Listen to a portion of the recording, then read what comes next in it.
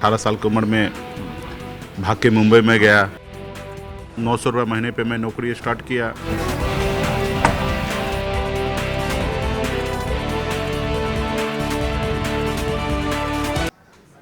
नमस्कार, मेरा नाम मनोज मलयानिल है और इस समय न्यूज़ रूम में हमारे साथ एक बेहद ख़ास मेहमान हैं। बिहार की राजनीति में शायद ही कोई व्यक्ति हो जो इन्हें ना जानता पहचानता हो। और इनकी एक बहुत दिलचस्प कहानी भी है जो बचपन में शुरू होती है। बिहार के एक छोटे से गांव से वो मुंबई तक कहानी जाती है और फिर मुंबई में वो काफ़ी कुछ करते हैं। फिर मुंबई से बिहार आते हैं, फिर बिहार की राजनीति में वो धमाल मचाते हैं। और उनकी जो ये पूरी जो प्रेरक बहुत ही इंस्पिरेशनल कहानी है उस पर भी हम बात करेंगे, उनकी राजनीति के बारे में बात करेंगे। और मुझे लगता है शायद अब तक आप पहचान गए होंगे। तो मेरे साथ हैं इस समय जिनको, और वो खुद ही बड़े शान के साथ कहते हैं कि मैं सन ऑफ मल्लाह हूँ, मुकेश साहनी जी। तो मुकेश जी, बहुत बहुत आपका स्वागत है न्यूज़ रूम 18 बिहार झारखंड के इस न्यूज़ रूम में। और बहुत बहुत धन्यवाद, आपने हमें निमंत्रण दिया है। आज हम आपके स्टूडियो में आए हैं, इसके लिए मैं तहे दिल से आपको धन्यवाद देता हूं कि गरीब पिछड़ा का आवाज़ को आप गांव-गांव तक पहुंचाने का कोशिश कर रहे हैं। इसके लिए तहे दिल से धन्यवाद। अच्छा, ऐसा क्यों न करें कि शुरुआत हम शुरू से ही करते हैं जी। बिहार का एक दरभंगा ज़िला जी। और दरभंगा का एक बहुत ही कस्बा कह लें। जी जी, सुपौल। और आप सुपौल से आते हैं, जी। तो ज़रा आप राजनीति पे हम खूब बात करेंगे, आगे बात करेंगे। लेकिन हम शुरुआत करते हैं आपके बचपन से, क्योंकि आपके बारे में बहुत सारी जानकारी लोगों को अभी भी नहीं है।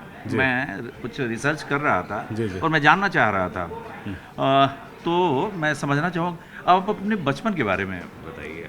देखिए, एक साधारण परिवार में जन्म लिए और गांव बहुत छोटा सा गांव है, सुपौल बाज़ार, और पढ़ाई लिखाई कर रहे थे।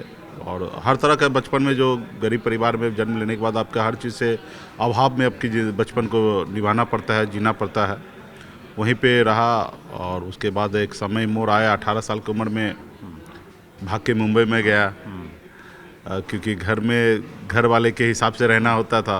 और तब तक आप दरभंगा भी कभी नहीं गए थे? दरभंगा भी नहीं गया था मैं। 2 साल पहले, मैं बम्बई जाने से पहले 2 साल पहले 96 में दरभंगा में पहली बार मैं एक दोस्त के साथ में गया और एक फिल्म देखा था मैं, राम जाने। और उसके बाद 99 में फिर मुंबई में भाग के दोस्त के साथ ही मैं गया। वहाँ पे पहले मैं 6 महीना रहा, फिर मैं लौट के मैं आ गया। लेकिन फिर मैं 3-4 महीने के बाद फिर घर वाले को मैं काफ़ी ये करके मैं मुंबई गया और 900 रुपये महीने पे मैं नौकरी स्टार्ट किया। संघर्ष मैंने किया और संघर्ष करते करते फिर फिल्म देवदास के लिए हमने। तो आप जो नौकरी वो कर रहे थे 900 रुपये की, वो नौकरी क्या थी, उसके बारे में जरा? जनरल स्टोर था और जनरल स्टोर कॉस्मेटिक का दुकान था।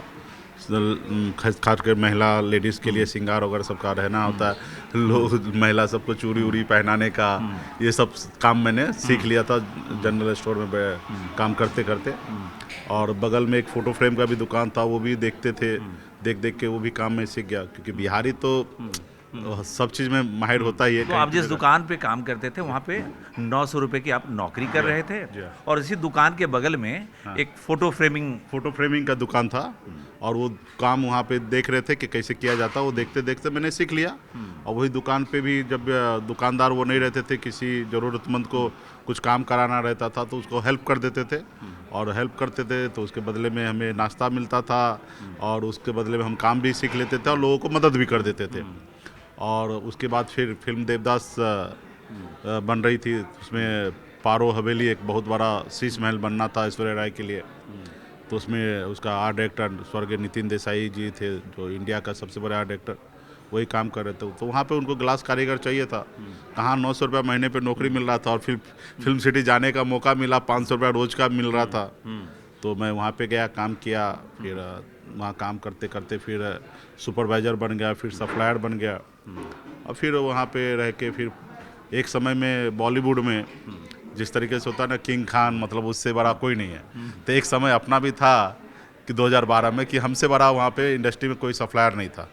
और एक साथ में 16-18 डिपार्टमेंट चलवाते थे, 200-300 लोग काम कर रहे थे और बहुत अच्छी ज़िंदगी जी रहे थे। और अच्छा फिर डेवलप हो गया, बड़े बड़े फिल्म करने लगा।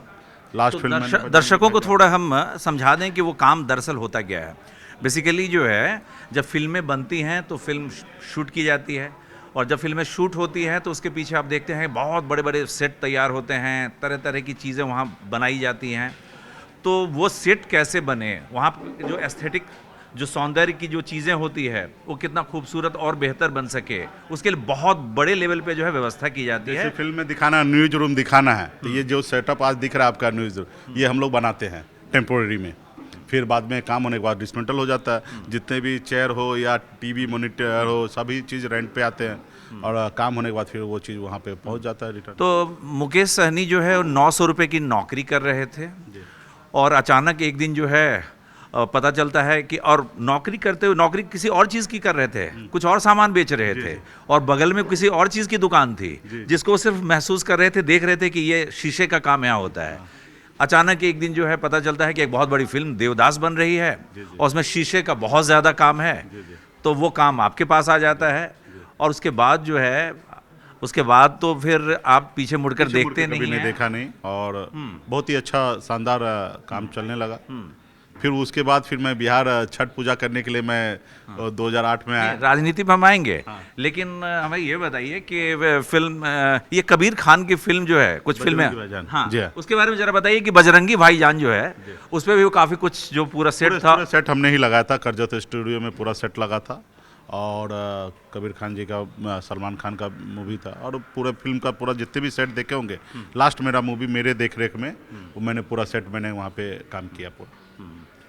तो ये वाकई में बड़ी बहुत इंस्पिरेशनल कहानियाँ हैं, बहुत प्रेरणा देने वाली है कि एक बच्चा जो है, जो 15, 16, 17 साल की उम्र तक जो एक शहर भी नहीं देखा था, दरभंगा जैसा शहर नहीं देखा था, वो जो है 19 साल की उम्र में वो भागकर बॉम्बे जाता है, वहाँ से फिर लौट के आता है, फिर जाता है, नौकरी करता है और उसके बाद जो है भारत के जो बड़े बड़े फिल्म मेकर्स हैं उनका जो है, उनके लिए सेट तैयार करता है।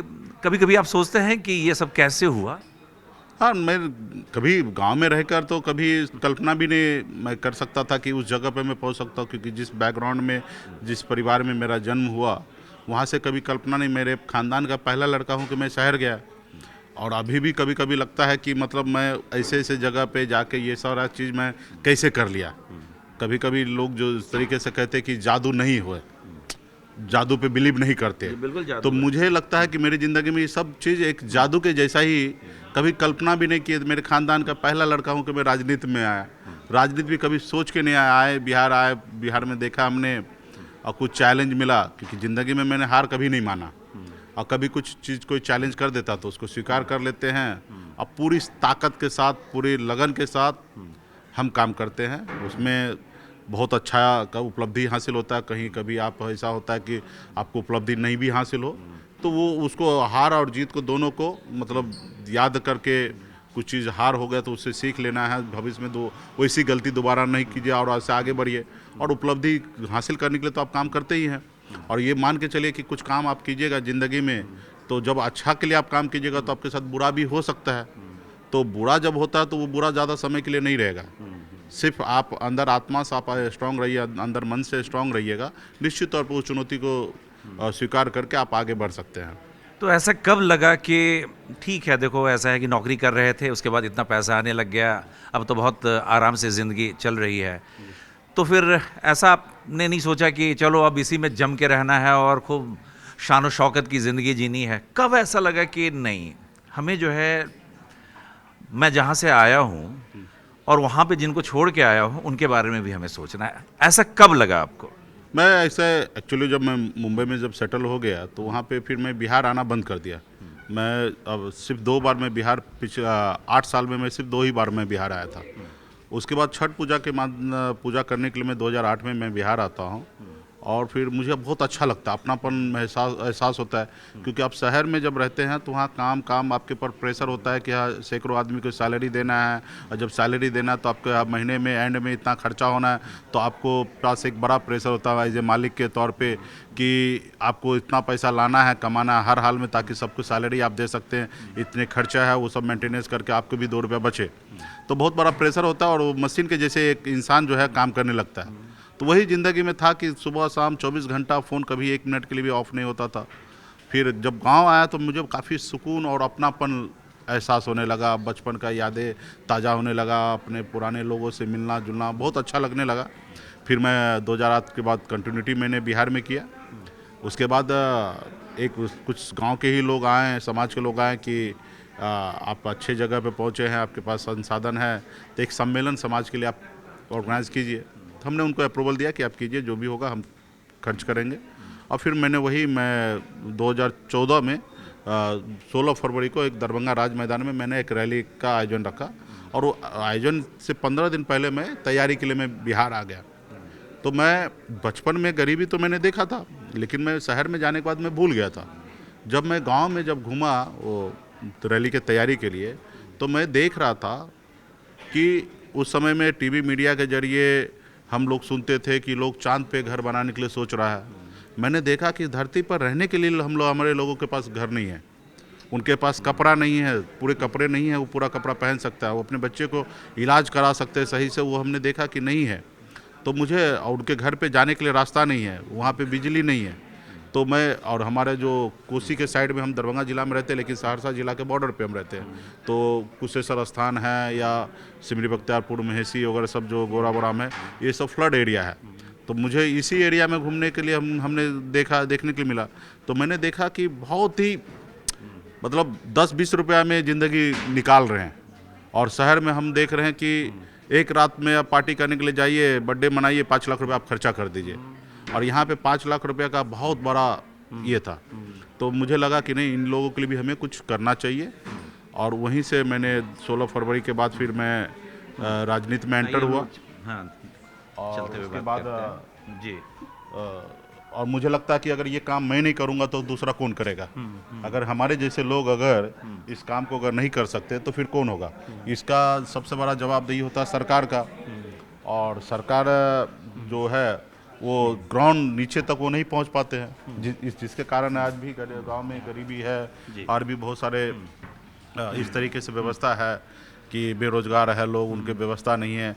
आज भी हमारे बिहार जैसे प्रदेश में इलाज का अभाव में बच्चे मर रहे हैं। तो उस रैली के बाद जो है आपको लगा कि हमें राजनीति के बारे में भी सोचना चाहिए? उस मंच पे ऐसा हुआ कि मतलब क्योंकि सामाजिक संगठन के द्वारा, और हमने उसको ऑर्गेनाइज किया कि समाज का मुद्दा को बात रखना है, लेकिन कुछ नेता लीडर उस मंच पे आए थे, जो उनसे पहले बात था कि आपको सामाजिक बात रखना है, लेकिन कुछ नेता थे वहाँ पे जो कोई बीजेपी से बिलोंग करते थे, कोई आरजेडी से करते थे, कोई जेडीयू से करते थे, कोई भी अलग अलग पार्टी से कर रहे थे। लेकिन उस मंच पे ही ऐसा हो गया कि कुछ नेता जो है वो अपने सरकार को उपलब्धि गिनाने लगे।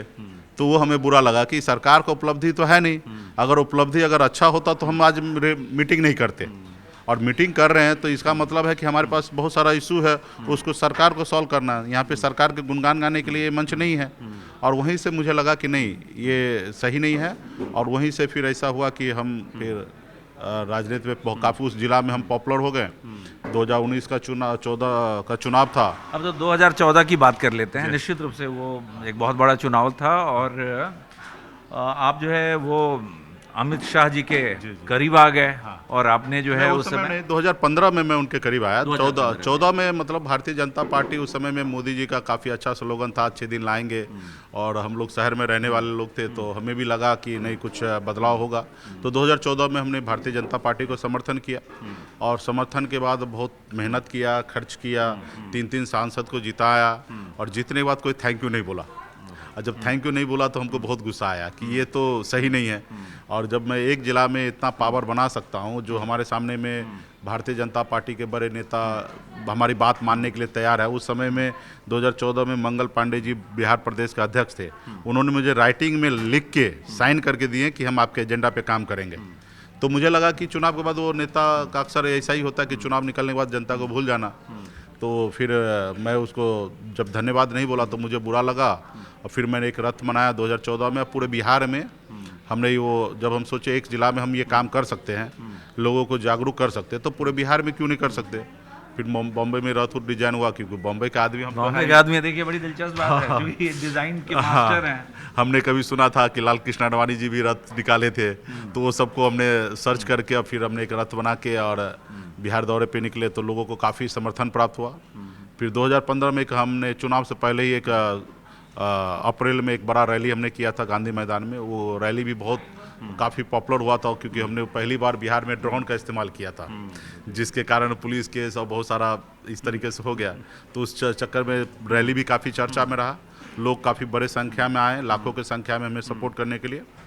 और फिर जहाँ पे मोदी जी की रैली हो रहा था वहाँ पे मैं एक दिन पहले जाके या सेम डे में मैं रैली कर देता था, और उतना ही बड़ा भीड़ मैं जुटा लेता था। तो इसको लेके फिर गृह मंत्री जी नोटिस में लिए कि भाई ऐसा कौन है बिहार में, मछुआरा तो हमारा अपना कोर वोटर है, इस बीच में कौन ऐसा युवा जो बॉम्बे से आके ये कर रहा। तो फिर उनसे संबंध बना, दोस्ती भी हुआ। और उसके बाद आपने 2015 में पूरा चुनाव प्रचार भी किया है। तो अमित शाह जी से तो ऐसा माना जाता रहा है कि आपका बहुत ही प्यारा संबंध रहा है, आप जब चाहें उनसे बात कर सकते हैं। तो फिर क्या हुआ बाद में, ऐसा क्या हुआ? नहीं, देखिए, उनकी अपनी एक पॉलिटिकल पार्टी है, और पार्टी भारतीय जनता पार्टी में किसी एक व्यक्ति का पार्टी नहीं होता, उसका एक संगठन जी नीचे से लेकर ऊपर तक होता है।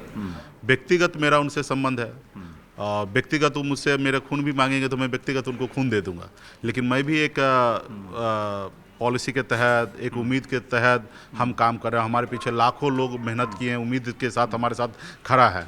तो जब तक उनका हित नहीं होगा तब तक कोई समझौता नहीं हो सकता है, चाहे वो मेरे परिवार के ही लोग क्यों ना आ जाए।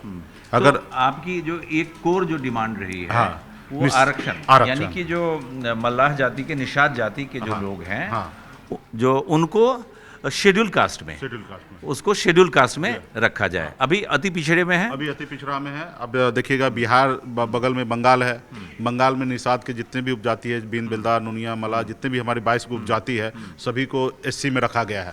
अब दिल्ली में आ जाइए तो दिल्ली में भी निषाद के सभी को एससी में रखा गया, जबकि बिहार, बंगाल, उड़ीसा, झारखंड पहले एक ही राज्य हुआ करता था। तो मेरा मानना है कि जब देश एक है, संविधान एक है, हमारे जाति को एक स्टेट में एससी में है, दूसरे स्टेट में क्यों नहीं है। तो मेरा मुख्य लड़ाई वही है कि रिजर्वेशन का, और समय समय पे वादा भी करते हैं लेकिन नहीं कर पा रहे हैं। तो मेरी लड़ाई है वही है कि इसके लिए कोई किसी से कोई समझौता नहीं हो सकता। बाकी व्यक्तिगत तो भारतीय जनता पार्टी के बहुत सारे नेता से अच्छे संबंध है, गृह मंत्री जी से भी अच्छे संबंध है। हाल फिलहाल में पिताजी को लेकर घटना हुआ तो गृह मंत्री जी खुद फोन किए, तो वो सब चीज़ अपने। लेकिन मुकेश जी, ऐसा है कि आपने भी गौर से देखा होगा, नरेंद्र मोदी जो है, जिस भारतीय जनता पार्टी को रिप्रेजेंट करते हैं, उसको कभी ब्राह्मण और बनियों की पार्टी कहा जाता था, लेकिन पिछले 11 साल में ये पूरी जो है ना राजनीति बदल चुकी है, आप जानते हैं। और OBCs, schedule caste, schedule tribe के लिए जो फैक्चुअली अगर सामने देखें, आंकड़ों की नज़र से भी देखें, तो एक दावा किया जाता है, भारतीय जनता पार्टी की तरफ से भी लोग दावा करते हैं कि भाई हमने बहुत काम किया है। तो आपके लिए तो बहुत सूटेबल जो है, सूटेबल सिचुएशन तो इस सरकार में चीज़ें रही हैं। देखिए, जो दिख रहा है वो सच्चाई नहीं है। मोदी जी पे मैं भरोसा कर सकता हूँ, वाकई में कि ओबीसी है, लेकिन भारतीय जनता पार्टी का जो पॉलिसी है वो ओबीसी के लिए क्या कहाँ दिख रहा है?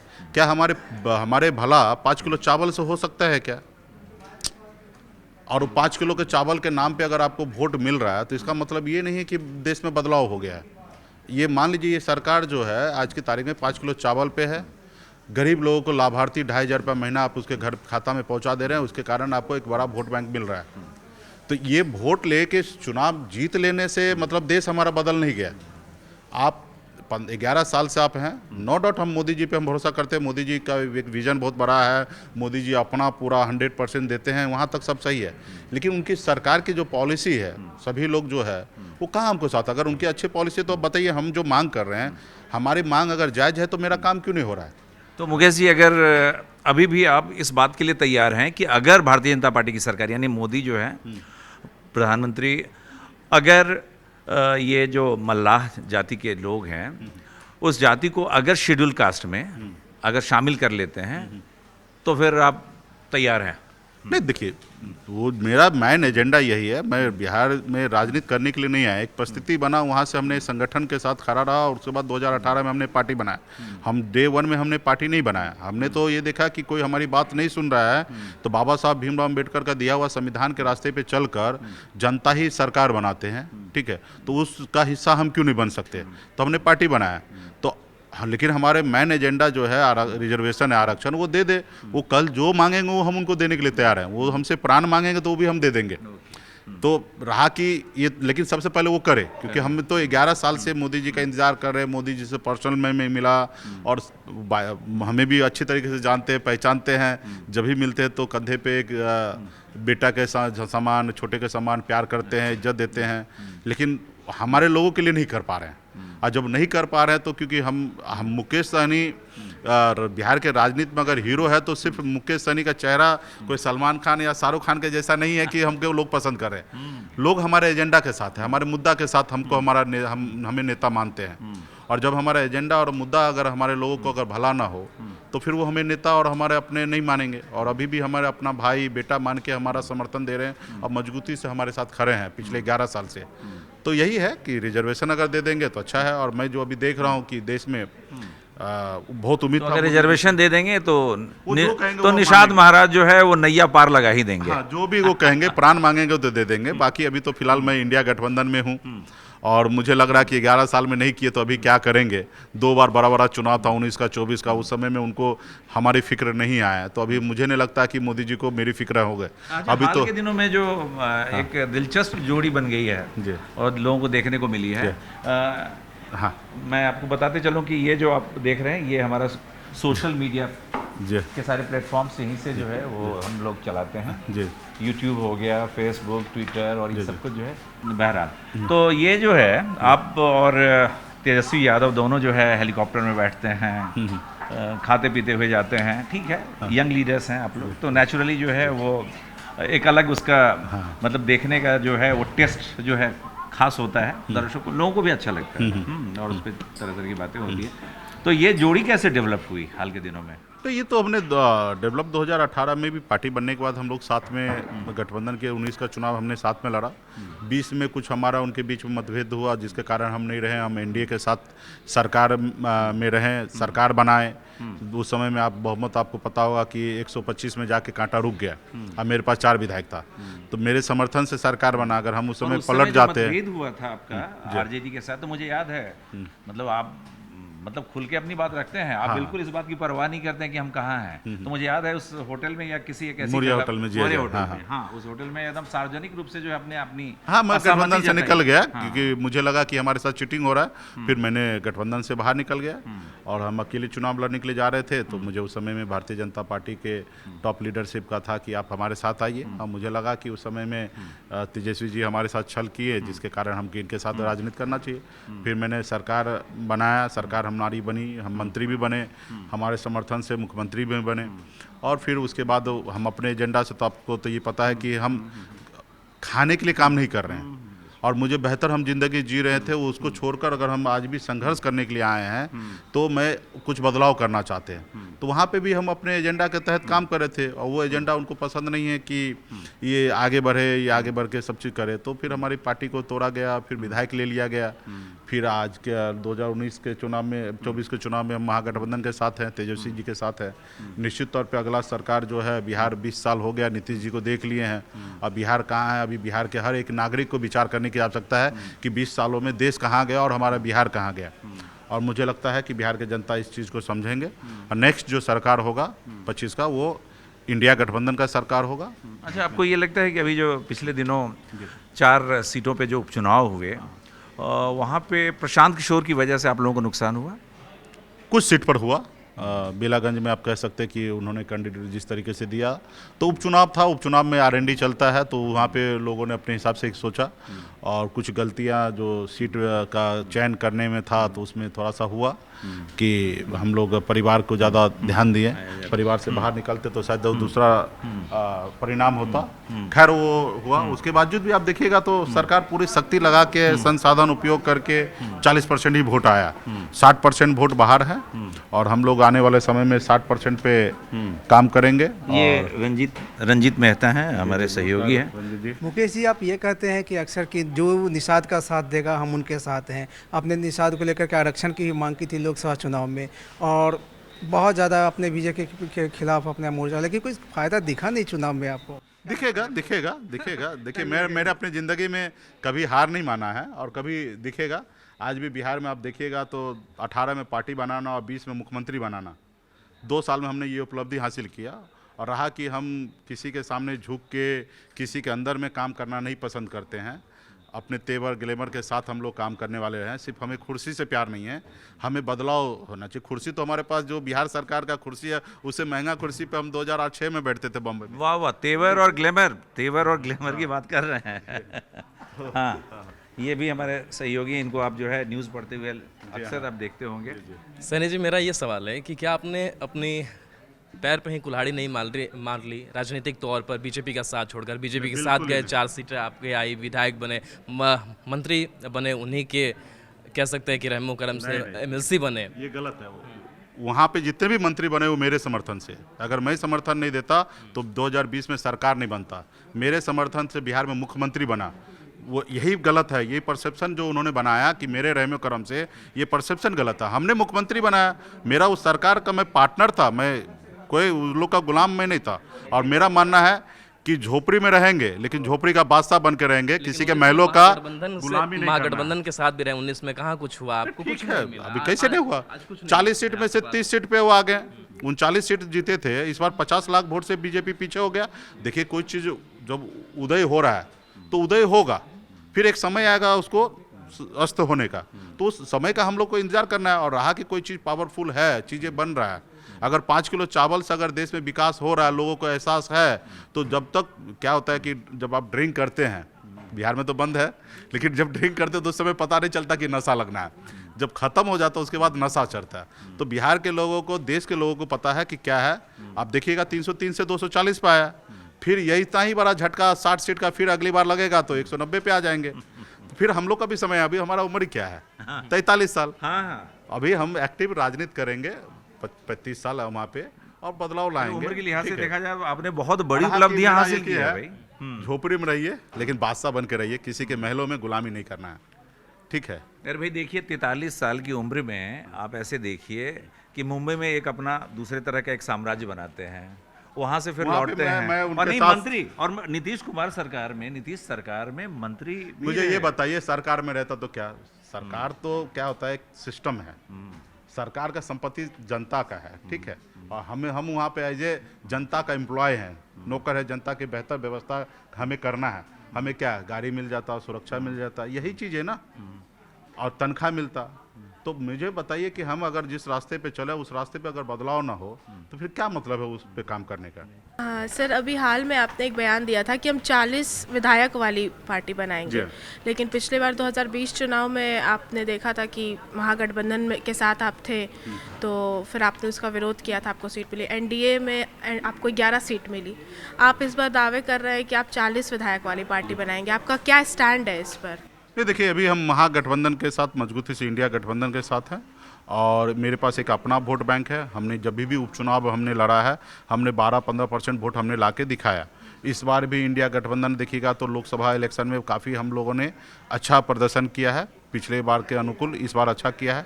पिछली बार देखिएगा 2020 में महागठबंधन जो है वो महज कुछ ही हज़ार वोट से सरकार नहीं बना पाए, लेकिन इस बार मेरा मानना है कि हम लोग 7-8% वोट हम इधर से उधर शिफ्ट करेंगे।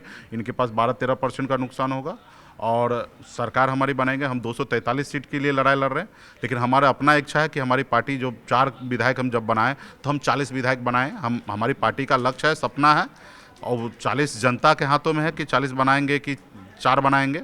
लेकिन मेरा पार्टी का लक्ष्य है कि हम मैक्सिमम सीट 243 सीट है, इंडिया गठबंधन में बैठ के हम लोग निर्णय लेंगे कि कौन पार्टी कितना लड़ेंगे। और निश्चित तौर पे हम सपना देखते हैं कि हम भविष्य में आने वाले समय में हमारी ज़्यादा से ज़्यादा विधायक हो, क्योंकि छोटा विधायक होने के बाद क्या होता है, आपकी पार्टी इजीली तोड़ लेते हैं। तो 4 विधायक थे इसलिए तोड़ लिए। जब 40 विधायक होंगे तो कोई भी पार्टी को पार्टी तोड़ने के लिए पसीना बहाना पड़ेगा। तेजस्वी यादव इसके लिए तैयार हैं, तैयार हो गए हैं, तैयार होंगे। उनको सीएम बनना है और निश्चित तौर पे उनको सीएम बनना है। हम सरकार में हम चाहते हैं कि सरकार में अति पिछड़ा का भी बड़ा भागीदारी हो, तो निश्चित तौर पे वहाँ पे समझौता होगा और अच्छा समझौता होगा, मुझे पूरा विश्वास है। और आप समय आएगा तो आप देखिएगा, और मुझे लगता कोई दिक्कत नहीं, 40 नहीं 38 हो जाए, और हमारी कोशिश होगा 40 प्लस हो। 13 साल की उम्र में मुंबई जाना, 13 साल नहीं 19 साल की उम्र में 2013 में वापस बिहार लौटने का कैसे सोचे, जबकि अच्छी खासी सफलता मिल चुकी थी मुंबई में? वही था कि गांव आने के बाद मुझे देखने के लिए मिला कि हमारे लोग उस समय में हम टीवी मीडिया से देख रहे थे कि लोग चांद पे घर बनाने के लिए सोच रहे हैं, लेकिन आज भी इस धरती पर बहुत सारे ऐसे जाति धर्म के लोग हैं, उनको रहने के लिए घर नहीं है। आज भी उनके बच्चे इलाज के अभाव में मर रहे हैं, और मैंने नज़दीक से देखा कि हमारे लोग बहुत पीछे हैं।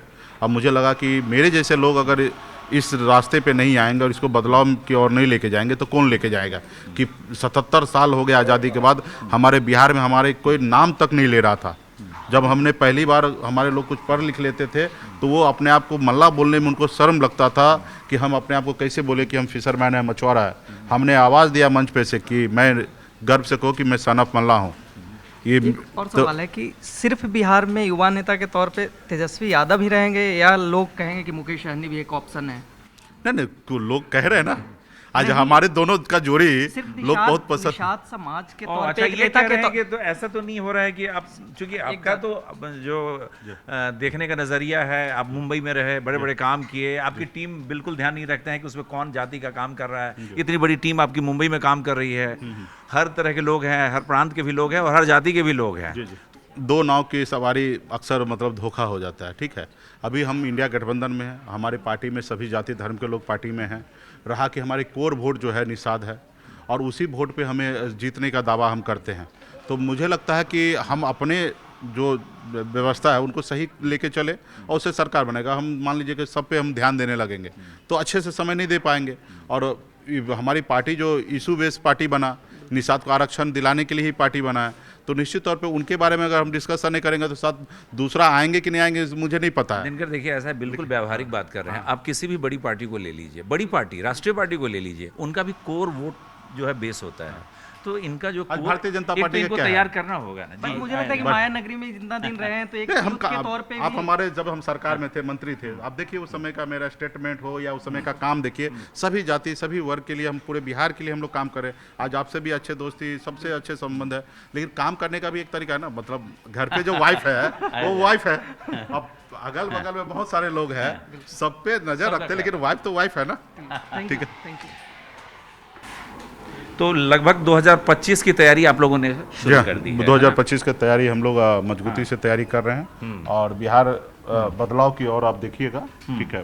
अभी जो भी हो, अब झारखंड में आपने देखा कि किस तरीके से बदलाव हुआ है, और मुझे लगता है कि बिहार अभी युवा पे भरोसा करेंगे। और नीतीश जी का उम्र हो गया, उनको तो रिटायरमेंट ले लेना चाहिए था, ठीक है। अच्छा। लेकिन अभी भी नीतीश जी हैं, ठीक है। हम लोग के लिए आसान है कि नीतीश जी से लड़ने के लिए। शिवानी, आपके पास भी कोई सवाल है? ये जहानाबाद की हैं शिवानी। सर, मेरा सवाल यही है कि हमें बिहार से बाहर आके रोज़गार करना पड़ता है। बिहार में कुछ भी नहीं है हमारे लिए। आप भी शायद शुरुआती दौर में मुंबई गए थे, तो बिहार में कब, मतलब हम अपनी फैमिली के साथ रह के कब रोज़गार कर सकते हैं? हमें बाहर क्यों आना पड़ता है बिहार छोड़ के? जो तकलीफ़ के साथ आज आप हैं, इससे कई गुना ज़्यादा तकलीफ़ के साथ हम रहे हैं। जब हमें किसी दोस्त को रेलवे स्टेशन छोड़ने के लिए जाते थे ना, तो 2 घंटा तक रोते थे कि घर का याद आता था। और मैं मुंबई जैसे शहर में खुद अकेले रहना, खाना पीना बनाना, कपड़ा धोना, और 900 रुपये महीने पे नौकरी करना, तो ऐसी ज़िंदगी हमने बिताया है। और निश्चित तौर पे हम लोग उम्मीद करते हैं इस पे पूरे बिहार के जनता का सहयोग चाहिए, और हम नेता का भी जवाबदेही है कि बिहार में ऐसी माहौल बने कि बिहार में उद्योग लगे, बिहार के लोग पूरे देश और दुनिया में अपनी परचम लहरा चुके हैं। हम भी मुंबई जैसे शहर में वहाँ पे सैकड़ों लोगों को रोज़गार देते थे। मुंबई जैसे शहर में महाराष्ट्र में झंडा गाड़ दिए। तो एक बिहारी बहुत कुछ कर सकते हैं। तो हम सबको नया बिहार बनाना है, जिसमें एज ए नेता का तो जवाबदेही है पॉलिसी बनाने के लिए, लेकिन सभी जनता का भी जाति धर्म से उठकर और धर्म को छोड़कर, मतलब अपने घर में पूजा पाठ सब करे, लेकिन सिर्फ हम एक स्लोगन हो जाता है जिसके कारण एक लोग मुड़ जाना, एक व्यक्ति विशेष को ध्यान पे जाके वोट कर देना, इससे थोड़ा बदलना पड़ेगा लोगों को। और निश्चित तौर पे जिस रोज़ ऐसा होगा उस रोज़ बिहार बदलेगा।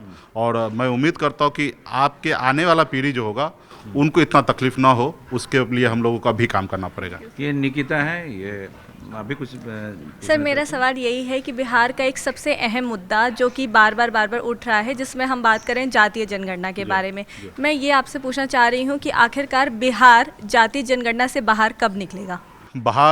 देखिए, बिहार में जब पक्षपात अगर करना बंद हो जाएगा तो निश्चित तौर पे बिहार निकल जाएगा आगे।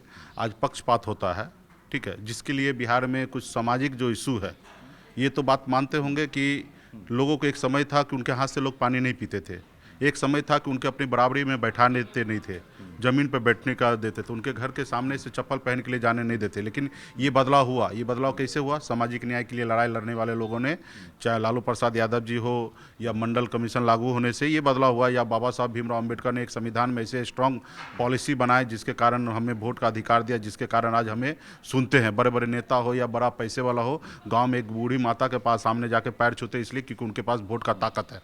तो एक चीज़ ये पैरेलल चलेगा, ये इसको आप इग्नोर नहीं कर सकते। लेकिन हाँ, इसके साथ साथ जब हम शिक्षित हो जाएंगे, हमारे पास सब चीज़ हो जाएगा, तो निश्चित तौर पे इससे हम बाहर निकलेंगे।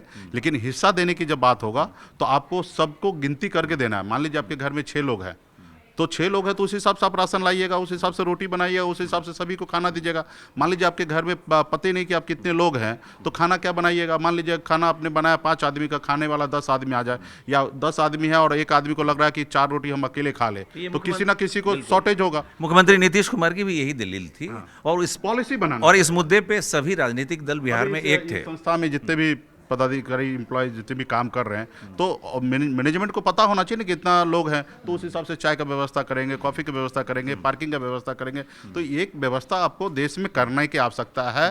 तो उसको आप किस एंगल से सोच रहे हो वो आपके ऊपर है, बट वो व्यवस्था करने की जरूरत हाँ, है। लिपिका, एक सवाल आपका मेरा रह गया। आपसे एक और सवाल था सर कि आप लोकसभा चुनाव लड़े, विधानसभा चुनाव लड़े, दोनों हार गए।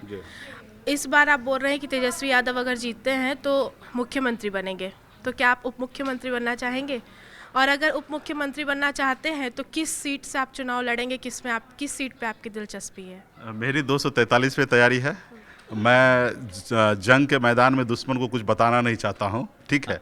और रहा कि डिप्टी सीएम की जब लॉन्चिंग होगा तो थोड़ा ढंग से लॉन्चिंग होगा, ठीक है। निश्चित तौर पे सरकार में अगर 1 नंबर की कुर्सी पे अगर तेजस्वी प्रसाद यादव जी बैठेंगे तो 2 नंबर का कुर्सी पे कोई पिछड़ा समाज से ही वो उस कुर्सी का हकदार होंगे, और ये एक पॉलिसी बनेगा। और निश्चित तौर पे देखिए, वो नंबर 1 2 अलग बात है, हमें काम करना है, ठीक है। और आपकी कितनी दिलचस्पी है उप मुख्यमंत्री की कुर्सी? क्यों नहीं, हमें मौका मिले तो क्यों नहीं। इन्होंने हम क्या कहा? हाँ, ग्रैंड तरीके से हर काम करने में इनको मजा आता है। अभी तेजस्वी क्योंकि जी- ग्रैंड तरीके से ही ये सेट तैयार मैं करते हैं, तेजस्वी जी करवाते अभी हैं। मुख्यमंत्री का रेस में है। सबसे बड़ी पार्टी है राष्ट्रीय जनता दल, और उनको मैं मान रहा हूँ कि वो मुख्यमंत्री का है, क्योंकि उनकी बड़ी पार्टी है, वो मुख्यमंत्री है।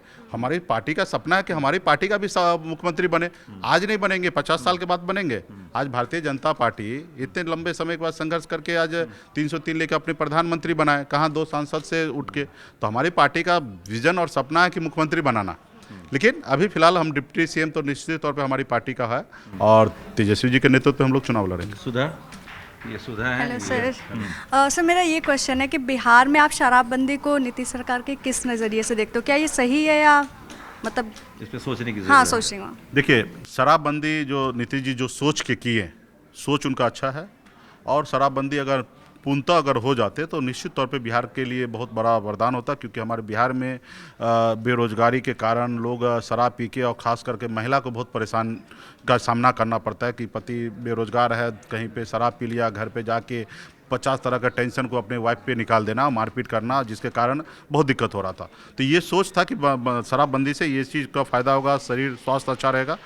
लेकिन वो सरकार दारू जो शराबबंदी जो है बंदी नहीं हो पाया, जिसके कारण हमारे राज्य का बहुत बड़ा नुकसान हो रहा है, रेवेन्यू बहुत बड़ा नुकसान हो रहा है, जिसके कारण बहुत सारे चीज़ें हैं, शादी ब्याह, बहुत सारे चीज़ें हैं, मीटिंग है, बड़े बड़े कॉर्पोरेट घरा, तो वो सब बिहार से बाहर जा रहा है, जिसके लेके बिहार में बहुत बड़ा नुकसान है। तो अभी सरकार को इस पर बेहतर पॉलिसी बनाने की आवश्यकता है, इस पर समीक्षा करने की आवश्यकता है, ऑल पार्टी के साथ बैठक करने की आवश्यकता है, एक अच्छा निर्णय समाज के लिए लेने की आवश्यकता है, राज्य के लिए लेने की आवश्यकता है। अभी जो शराबबंदी है वो फेलियर है।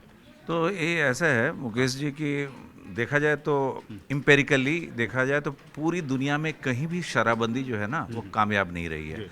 आपको लगता है कि शराबबंदी जो है यहाँ भी फेलियर है, जैसा कि आप बता रहे हैं, और इस तरह की बहुत सारी खबरें आती रहती हैं, हर रोज़ आती रहती हैं, तो आपको लगता है कि इस पर बहुत गंभीरता से समीक्षा की ज़रूरत है, और अगर ऐसा हो तो इसको एक तरह से ख़त्म कर दिया जाना चाहिए? मेरे अभी, क्योंकि इसमें इसके पक्ष में 50% है कि रहना चाहिए, 50% है कि नहीं रहना चाहिए। मैं इस डिबेट पे नहीं जाना चाहता हूँ। सिर्फ अपने मन से अभी सो के उठा और जो मर्जी हुआ मोदी जी के जैसा बोल दिया वो हमें नहीं बोलना है। हमें ज़रूरी है कि इसके लिए बेहतर पॉलिसी बना के समीक्षा करें कि इससे हमारा नुकसान क्या है और फ़ायदा क्या है। और जब फ़ायदा अगर ज़्यादा है तो वो काम हमें करना है, नुकसान वाला काम तो करना नहीं। किसी व्यक्ति विशेष का तो बिहार है नहीं, पूरे 13 करोड़ जनता का बिहार है।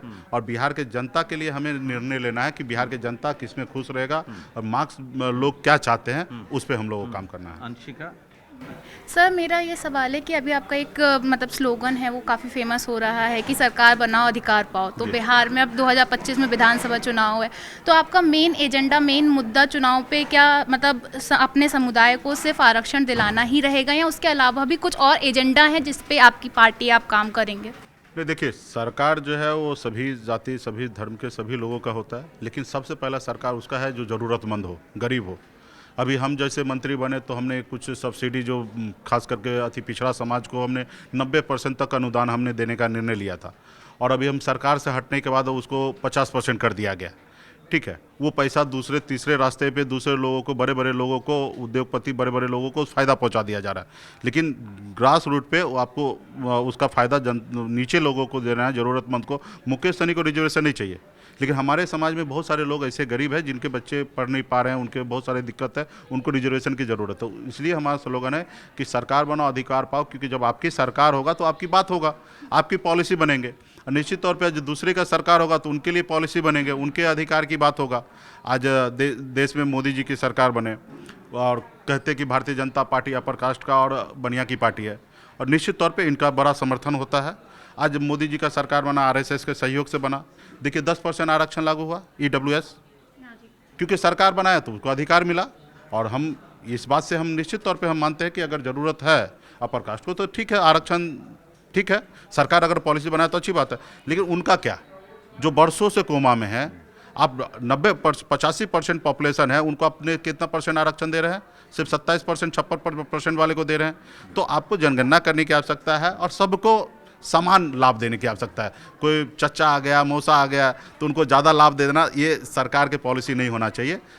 तो सर मेरा प्रश्न ये है आपसे कि अभी अभी नीतीश कुमार ने आज से ही, बिहार के मुख्यमंत्री ने महिला संवाद यात्रा की शुरुआत की है, और हर जगह के विधानसभा चुनाव में हमने देखा है कि महिलाओं को खास तौर पर अलग अलग योजनाएं जो हैं वो चुनाव के दौरान लाई जाती है। तो क्या विपक्ष की तरफ से भी ऐसी कोई तैयारी है महिलाओं को टारगेट करते हुए, कोई नई योजना?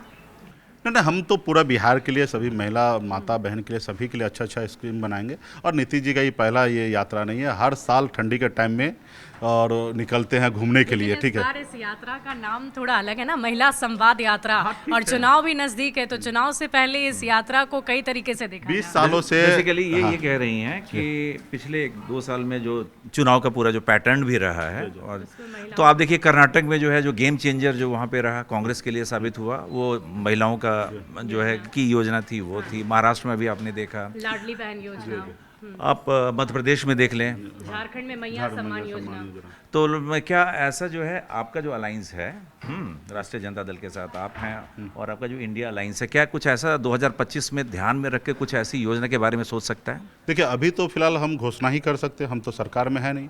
अभी मुख्यमंत्री जी 20 साल से हैं, अभी ये समीक्षा करने की आवश्यकता है कि खास करके महिला जो है वो कौन है, हमारी बहन है, हमारी माता है, हमारे परिवार का ही अंग है, कोई वो अलग से तो है नहीं।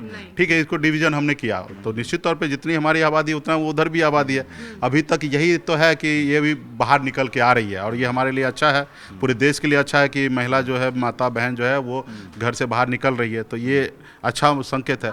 तो इनके लिए बेहतर। क्या आपको ये नहीं लगता कि जो आपने अभी अभी पार्टी की स्थापना दिवस के आयोजन पे आपने कहा था कि 4 से 40 विधायक हम लेकर चलेंगे, और इससे कहा भी जा रहा था कि सियासी गलियारे में खलबली मच गई, आरजेडी असहज महसूस करने लगी, ऐसी भी खबरें आई थी? नहीं, बिल्कुल ही नहीं है। सब पार्टी का अपना पॉलिसी है, और तो उसमें भी हमें नहीं लगता ऐसा कुछ है, क्योंकि हम दोनों को मिलकर सरकार बनाना है। किसी एक व्यक्ति से सरकार नहीं बनना है, चाहे वो हम हो या राष्ट्रीय जनता दल हो।